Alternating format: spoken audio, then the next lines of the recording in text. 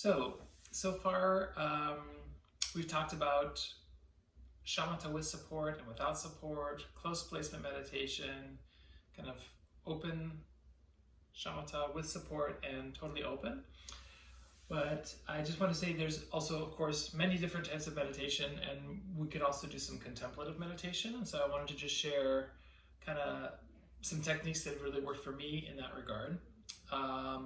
And basically, the technique is you just replace the breath as the object of meditation with another object, for example, a thought or some words or whatever. And so you put your mind onto that thought, and then as your mind or experience becomes distracted or other things arise, then you just return to that thought or feeling.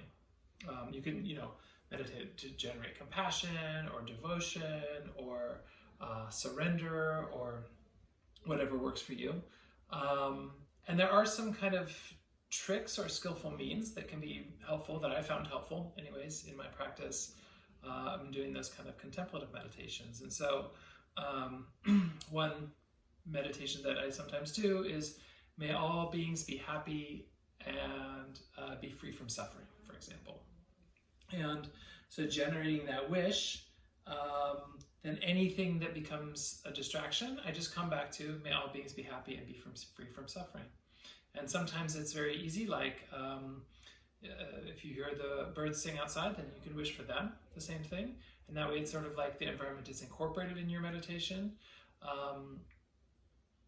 If you feel some pain, you can even do it for yourself. May I be happy and be free from suffering. But it's same with the other meditation, that you don't want to kind of go into a big storyline then. So not, poor me, I'm suffering so much, or, oh, my suffering is not as much as someone else. I feel guilty for feeling suffering over what I do. Too many storylines. Just return to the object of meditation, which is that phrase. Another skillful means, or that I apply sometimes, is to sort of visualize other people with me. So especially when I'm generating things like love or compassion or things like this, even devotion and faith, then it's helpful for me to imagine that I'm surrounded by other people who I love and care for. Eventually, it can be also very powerful to include within the people that you're surrounded with, people who you don't love and care for, people who, are hard for you to love.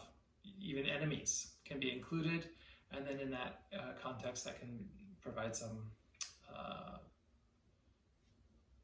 change to the way you're feeling. But to start, it's really best if you just start with people that are easy to love, to not just start on the top of the mountain, but just take it one step at a time. And so a lot of times I just visualize with the people around me, like, that are easy for me to love. So I just said I'm a father, so I would just imagine my children next to me, my family, my sisters, my whole family, my friends, my community. It can become like a big group that is kind of surrounding me. And then even going out from there, you can imagine other people that you have good wishes for, or leaders or whatever, and then they're all included there. So I would just give a short view of how that could work, but with these meditations, it's of course more difficult to give a guided meditation, because actually what your mind is doing, I have no idea in the meditation. So the practice is really just to first check in with yourself. Okay, I'm sitting, I feel the ground beneath me, nice and stable. My spine is upright, head is balancing on my spine. Relax my arms, just let them place wherever they place. I'm not looking at anything particular, I'm just letting my gaze rest. And then now I bring up the thought, may all beings be happy and free from suffering.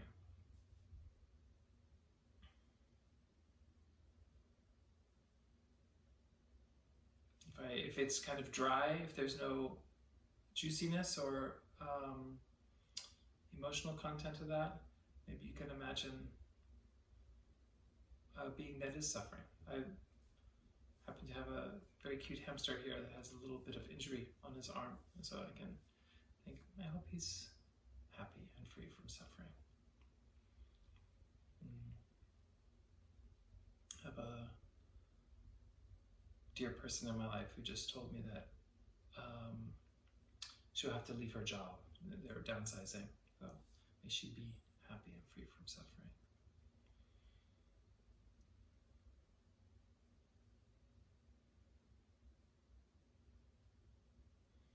You can make it general to anybody who's feeling fear, and just imagine the different types of fears that people are feeling. May they be happy and free from suffering.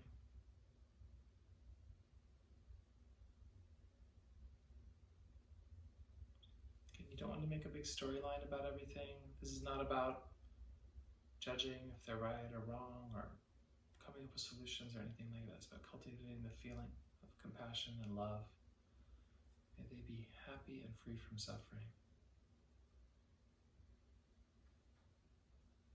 And you can imagine the people you care about around you, your family or friends, people that are easy for you to love. May they be happy and free from suffering.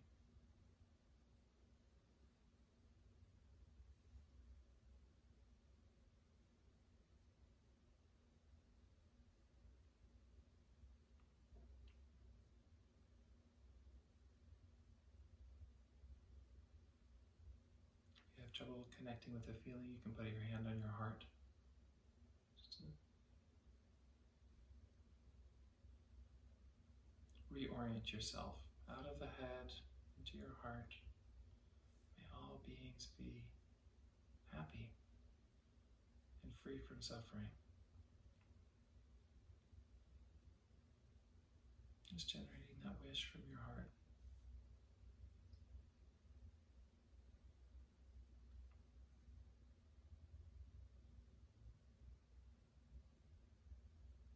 And if you get distracted, then you can just come back to that point. So that's one way to just use some words or a feeling as a different object of your meditation other than the breath. And I like to do that. I find it very helpful as well. So hope you do too. Experiment with it. Tell me how it goes.